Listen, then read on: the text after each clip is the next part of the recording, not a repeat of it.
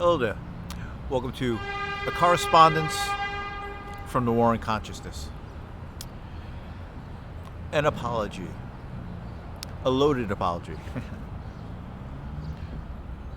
Well, let me just make the apology first. They may never see it, but they may because of the surveillance in New York City. On Al-Qud Day, which I wasn't aware of, a friend Eric had mentioned it to me. There was a rally in Times Square. And so I was in the middle of a commitment with my friend Eric, and I had to do something with my equipment, and I figured I'd head up to Times Square and see what was going on, show support, because it is a day to remember Palestinian struggle in the occupation in the Gaza, from what I understand. As I said, I wasn't aware of it till that day. Let me get to the apology, and it's loaded because it was the anger that I expressed in challenging these men is righteous and justified. One of the men, they were Israeli supporters. I had recognized from the Health Freedom Movement, and he was very active. And I'm not going to mention names. And, you know, there was always something about him that seemed familiar from, maybe it's being in New York City. But many of the people that were speaking out at the Al-Qud Day were young Palestinians. And their people in that land has gone through a genocide, and it's been totally destroyed.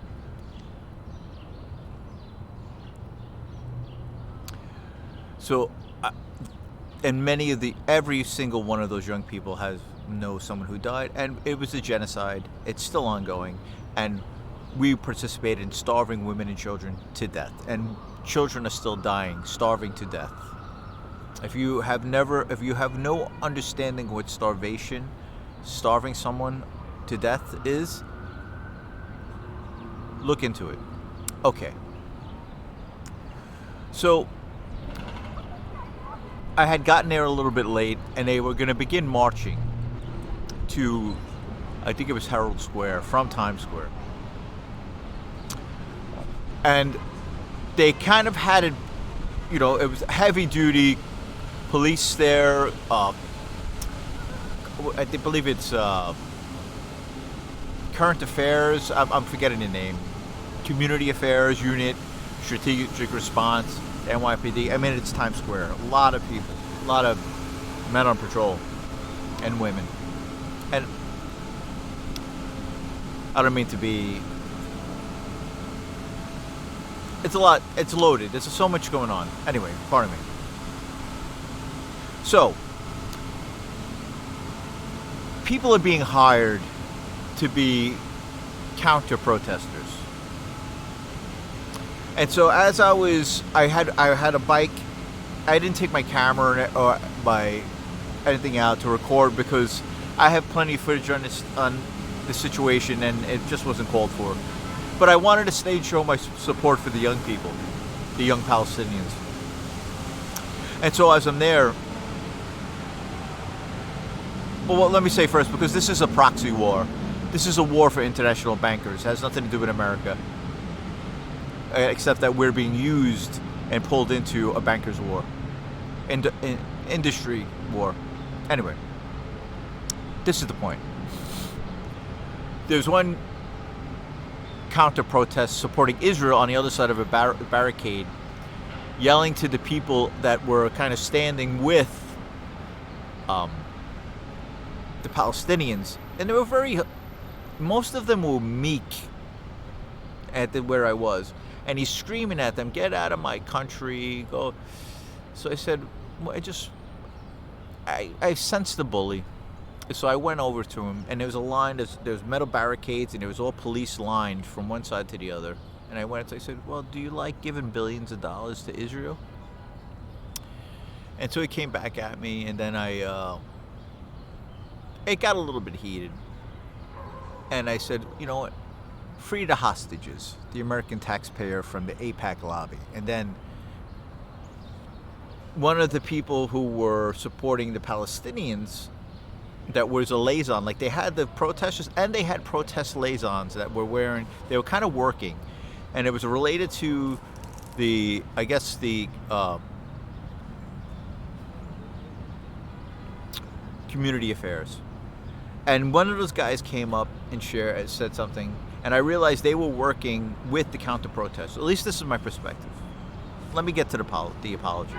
So now the one guy that I had recognized, because I was at another thing, and they had he was there in support of Israel, and I realized they were kind of paid to be counter-protesters. So this other guy came and he said something to me where he says, well, when you got out of jail, I've never been in jail. He says, I saw you, and I said, they try to, and so I deal with a lot of gaslighting. So I'm in a situation talking facts about the American people being a hostage of the AIPAC lobby, being brought into this fight, billions of dollars going from the taxpayer, putting taxpayers and women, single women and children in debt for a war. He slandered me by trying to frame that I'm in jail. But then afterwards, and I basically said, you know what, you're all fucking cunts, pardon my language. I said, enjoy your direct deposit money from the taxpayer, right? And go fuck yourself. I'm here for free. And standing in my inalienable rights in support of people that are under attack. Pardon my language, it's just... And at the time, I had gotten heated. I was surrounded by police officers on one side, these guys on the other, and I was really ready to go... whatever happened, I was ready to deal with it. And I shouldn't be in that place, because I am someone who was kind of got past a lot of the reactive self stuff. But the whole game, I'm going to put that aside and just get to the apology. Because later on, what I realized, the one guy, I saw in his eyes, he wasn't angry. He was trapped. And then I realized he may be trying to tell me something. And then I remembered the conversation that I shared with Alison McDowell many years ago. That I had initially met at some of the COVID rallies. And I had an interview with her. And she brought to my attention the social impact bonds, which is a huge part of the story and which ties into surveillance capitalism and certainly ties into the Homeland Security, fusion centers, having subcontractors doing countermeasures, counter-terrorism, and having counter programs in this type of immersive theater. Contractors are getting paid a lot of money, and these guys that are just getting direct deposit salaries, that's nothing compared to what the guys running the game are getting. But right. But here's what it is. And then I remembered what Allison said, and that this guy brought up prison. And you know what? It's possible these guys are guys coming out of prison, going through the parole system, and being pulled into these social impact bond bureaucracies and being put into these positions and jobs. Kind of leveraged, but it's not a bad gig to have, right? Let me talk about this a little bit more clearly and distinctly and how. Allison said, James, if you thought it was hard for someone to go to prison for years, come out, get a parole officer, and try to engage back into society in a successful manner. She says, well, it's impossible now. She says, because the social impact bonds are creating entire industries in which once the person comes out of prison, they get a parole officer. There's a whole social impact bond industry that keeps that person like almost like working on a treadmill, but going from program to program to program every day, where we're giving other kids coming out with degrees, salaries, and pensions, but they could be the people helping the people coming out. But she says it's an endless cycle of programs in the social impact bond, because they're creating profit out of poverty. They're monetizing poverty, and these people coming out of prison. And not only is it the initial bureaucracies of self-help and, whatever the terms are for this behavior re-education, introduction into society, but another factor is the cost of the imprisonment is put into debt, and the person being released from prison, right, is intended to pay off that debt. Now, let us put it in the framework where we're creating a digital economy in which this is imposed on that person as a type of debt that is a tether to their parole, right?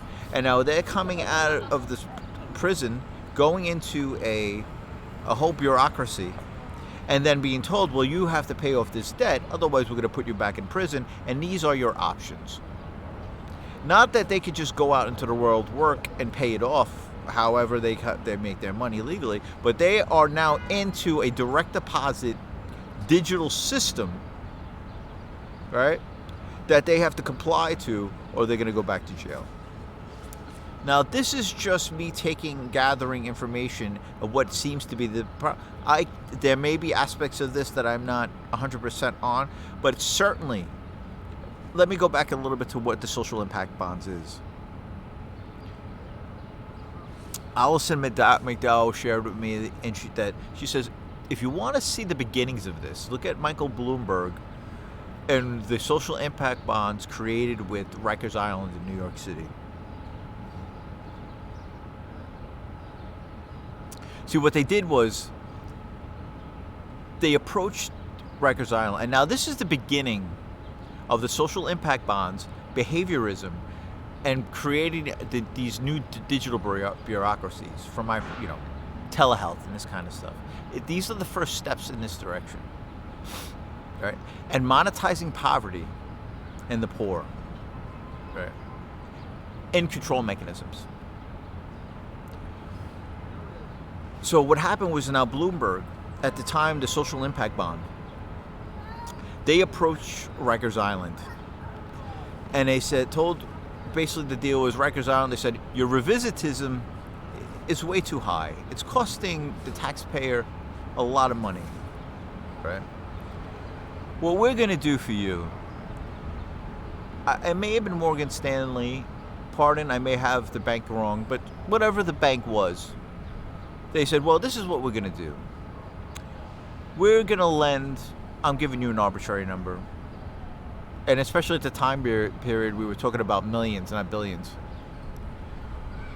We're going to give Rikers Island, arbitrary number, $5 billion, or in this world, say $5 billion. I forget what it was at that time period. In a loan, with interest. But we guarantee you that with this new program that we're going to implement, you'll save that money within 2 years. And in the future, it will pay dividends. In that you're not going to be paying out in revisitism. That means more people returning to prison because they weren't rehabilitated. But here's what happened. One, they get that money initially from the taxpayer, right? Pardon the wind. Two, they start creating a social impact bond where they can start creating these new bureaucracies within the prison system. Now, this is bringing in the digital apparatuses as well, and starting to create the infrastructure we're seeing surrounding us today. And behaviorism. Right? So,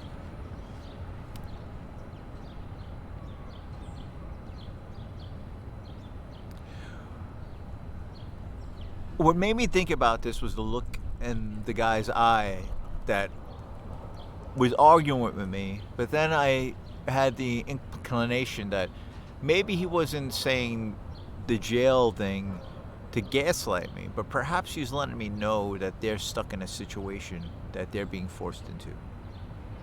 I could be totally wrong. But then I realized we all are. And then it made me think of Martin Luther King, saying that he forgave his brothers, I'm not sure if he said the Klansmen, but it was the Southerners that were participating in Jim Crow. And I never understood that when I was young.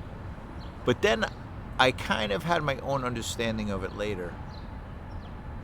It's the understanding, like I just said, that he was indicating to me that he may have been trapped in that situation. But then I realized, no, we're all trapped in this economic system, an economic leveraging mechanism that we have to pay to be alive. Especially someone who is being forced and put in debt for being sent to prison. It could be for smoking, with the Rockefeller laws, with marijuana in the past. There are many people in jail. I mean, who knows what it is? Anyway, aside from that. So we're all in an economic leveraging mechanism. So Martin Luther King forgave them this was my perception of it, because they were sick and suffering human beings that were under a form of mind control themselves. They were prisoners of the bondage of self for holding the belief systems of racism that were, one, they're just not rational, right? Two, they are people who are, because racism, leaning on Howard Zinn, but it's my own perspective. But it's easy to frame the question. Howard Zinn asked the question, is racism organic or is it a mechanism? And it's clear that it is a mechanism to dehumanize one group of people who were the black people of that time period, right? So that they could be enslaved, right? In a country that was supposed to have inalienable rights, all men are created equal. They were able to put them in a category of subhuman. So, not only were they put in a trap, anybody who took on that belief system, their minds are captured, because it is not so. And then the whole culture that is developed around that, generations of people with these belief systems are under mind control. They're captured. And they are sick and suffering human beings that have never in their lives took a breath and had a direct experience of that which is consciousness and freedom. They have never stood in their inalienable rights for 1 second. If they have had this belief system, implanted in their mind before we had chips. So,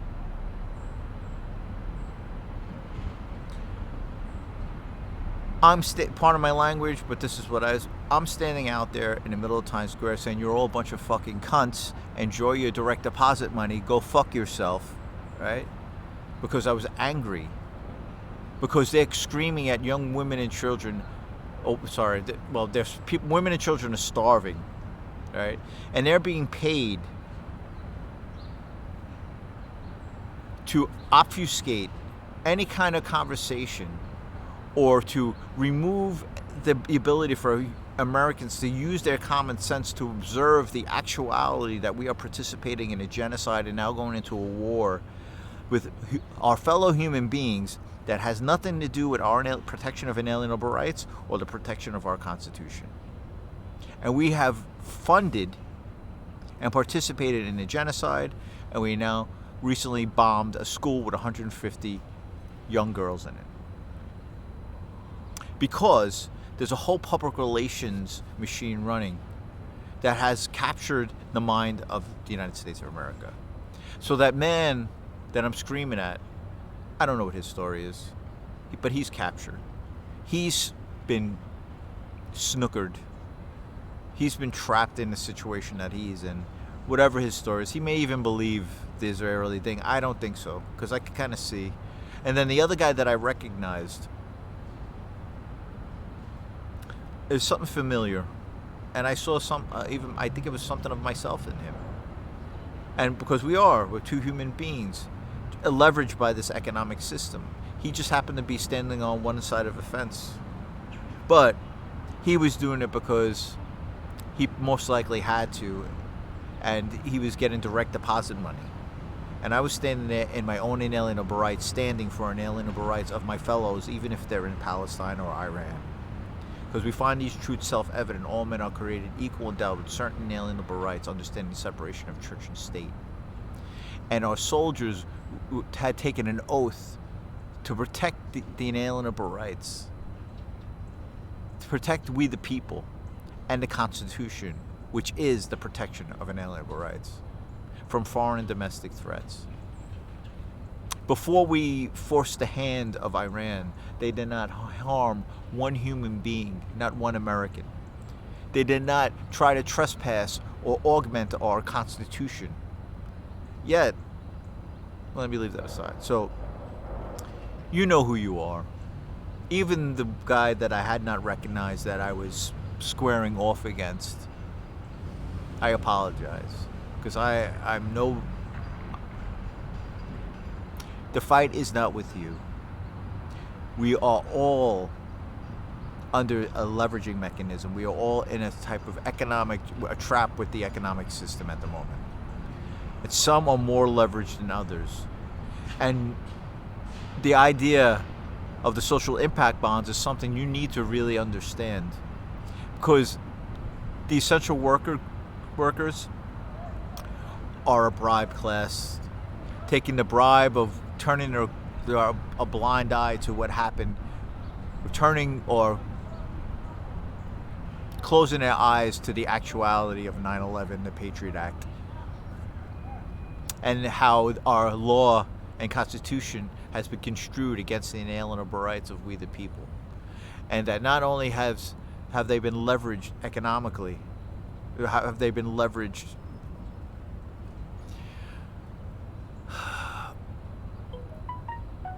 That's my phone. So, to those people, my sincere apology.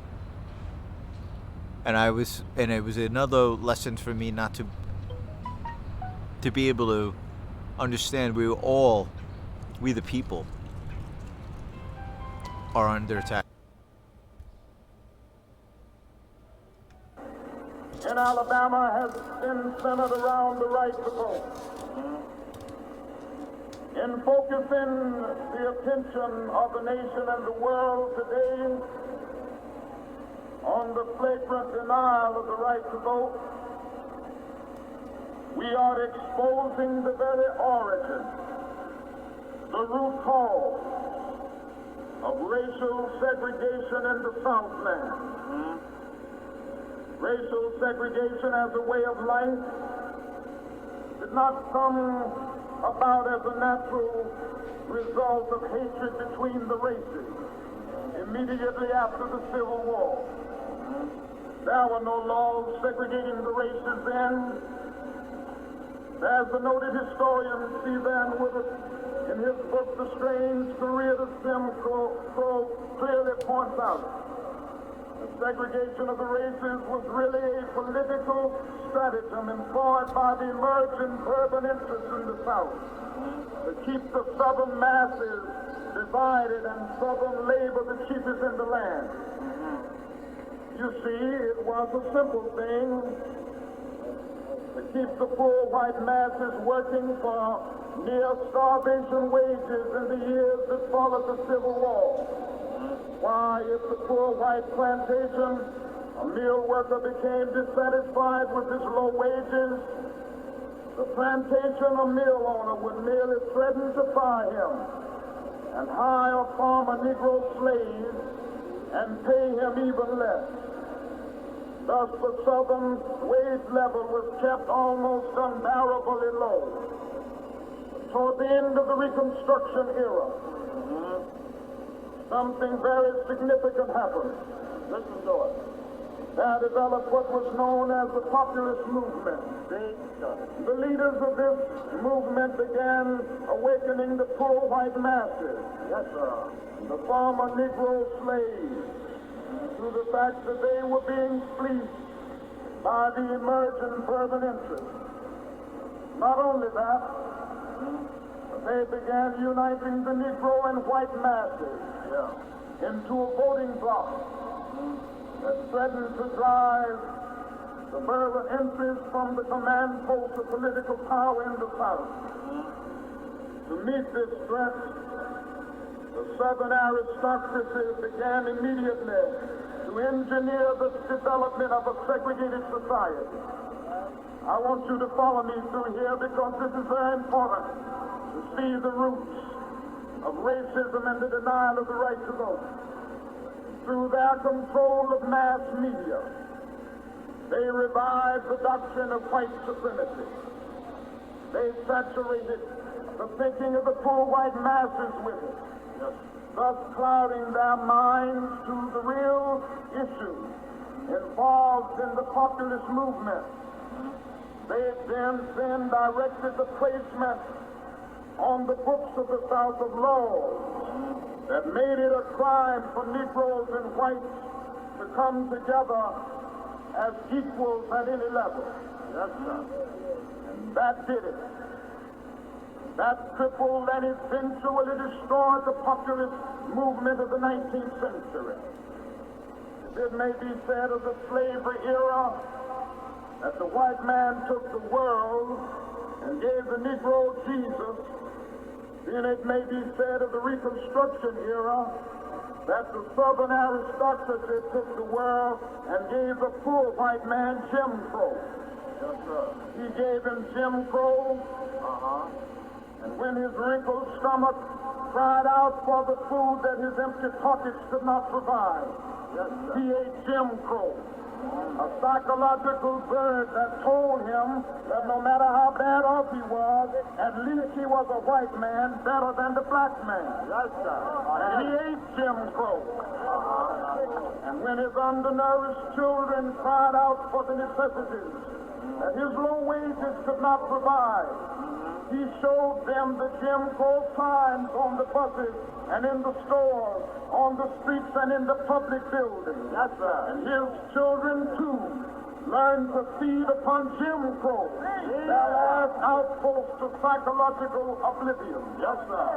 Thus, the threat of the free exercise of the ballot by the Negro and white masses alike resulted in the establishment of a segregated society.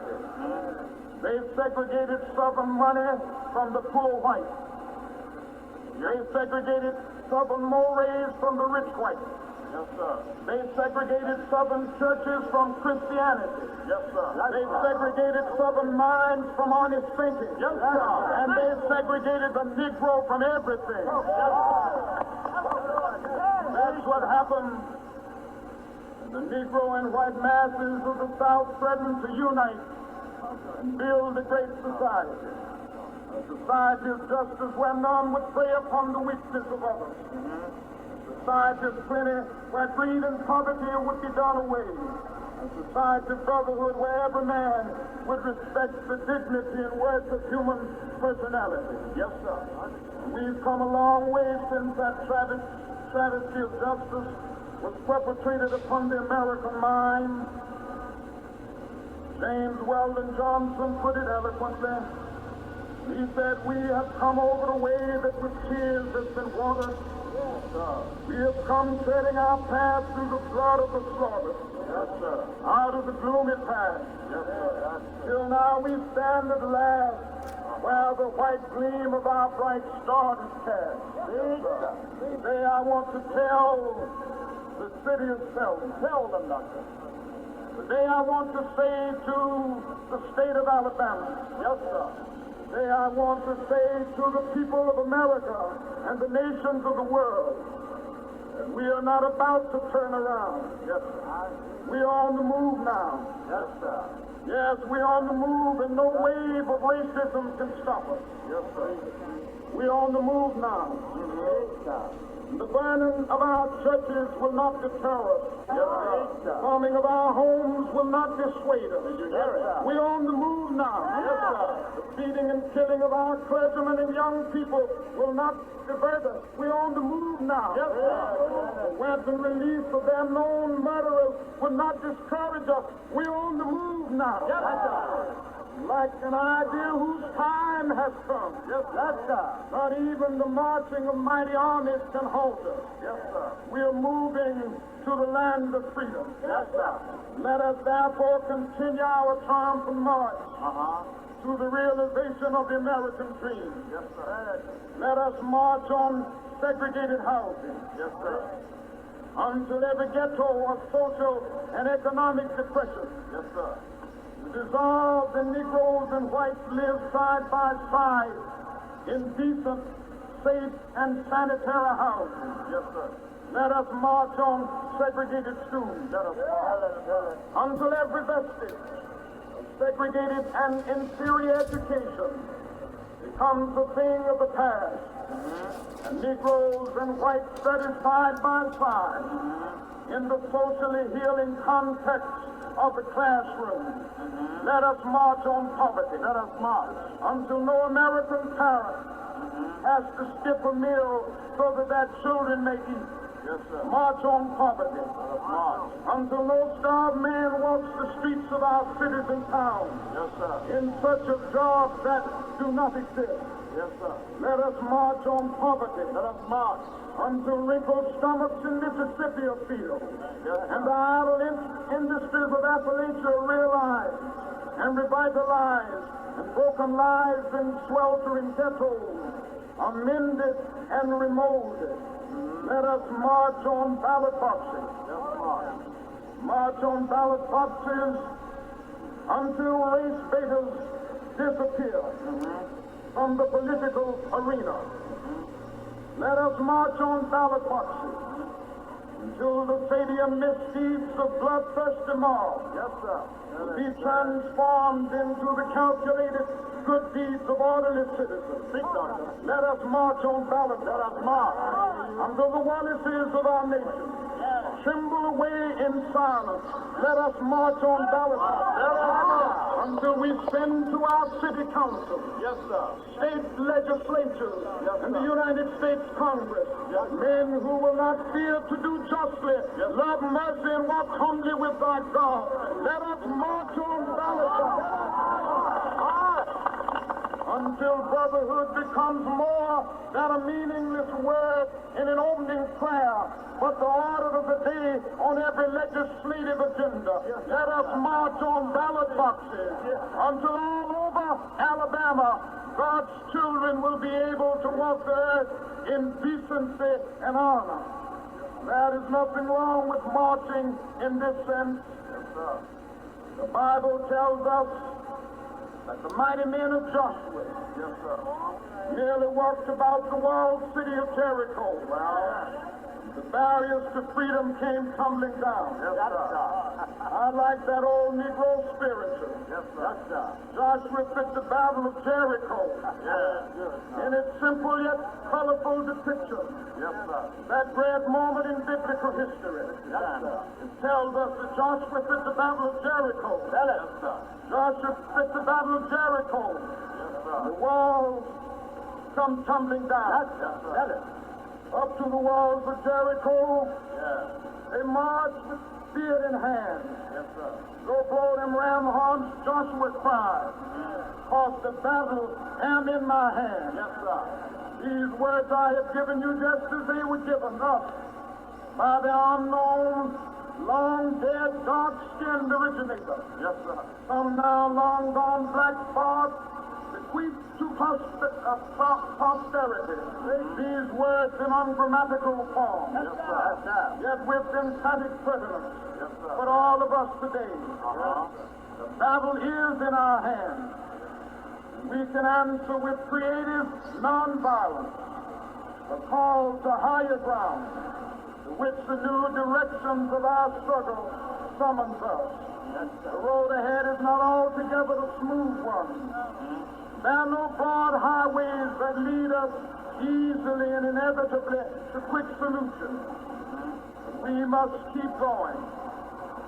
In the glow of the lamplight on my desk a few nights ago, I gazed again upon the wondrous signs of our time, full of hope and promise of the future. And I smiled to see in the newspaper photographs of nearly a decade ago the faces so bright, so solemn of our valiant heroes, the people of Montgomery. To this list may be added the names of all those who have fought and yes, died in the nonviolent army of our day.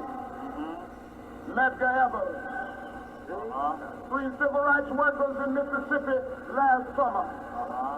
William Moore, as has already been mentioned. The Reverend James Reed. Jimmy Lee Jackson. 4 little girls in the Church of God in Birmingham on Sunday morning. In spite of this, we must go on and be sure that they did not die in vain. The pattern of their feet, as they walked through Jim Crow barriers, the great stride toward freedom, the thunder of the marching men of Joshua, the world rocks beneath their tread. My people, listen. The battle is in our hands. The battle is in our hands in Mississippi and Alabama and all over the United States. I know that is a cry today in Alabama. We see it in numerous editorials.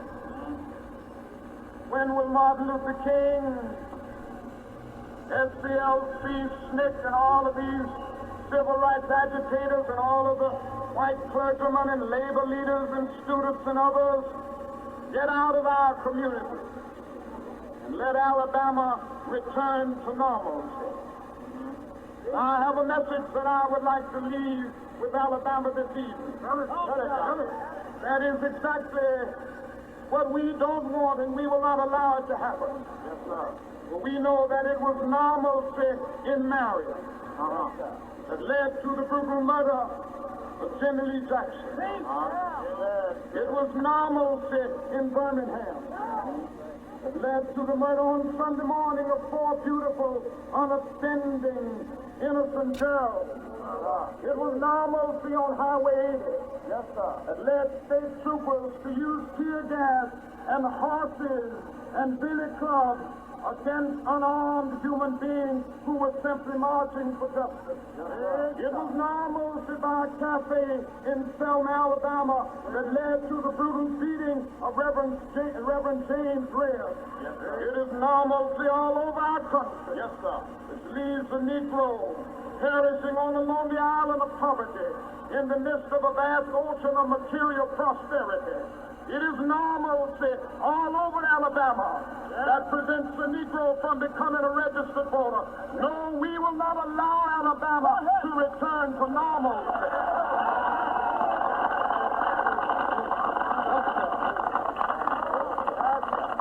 The only normalcy that we will settle for is a normalcy that recognizes the dignity and worth of all of God's children.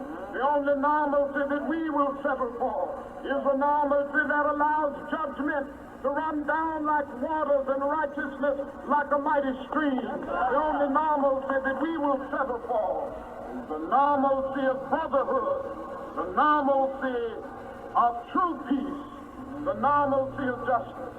And so as we go away this afternoon, let us go away more than ever before, committed to this struggle and committed to nonviolence.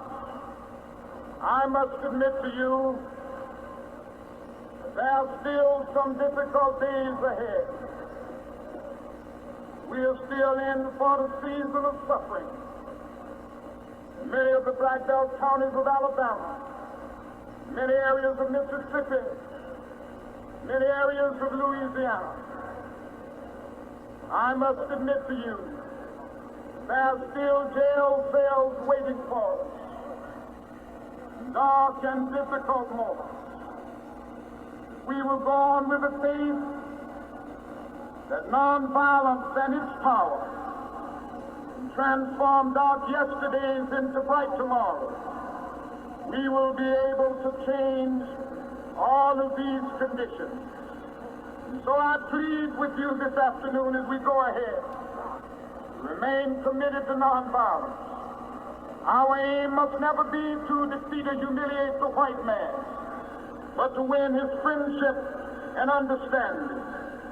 We must come to see that the end we seek is a society at peace with itself, a society that can live with its conscience. That will be a day not of the white man, not of the black man. That will be the day of man as man. I know you're asking today, how long will it take? Somebody's asking, how long will prejudice blind the visions of men, darken their understanding, and drive bright-eyed wisdom from her sacred throne?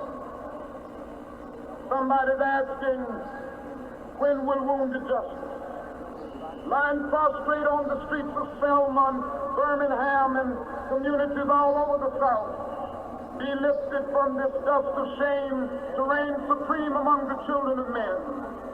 Somebody's asking, when will the radiant star of hope be plunged against the nocturnal bosom of this lonely night?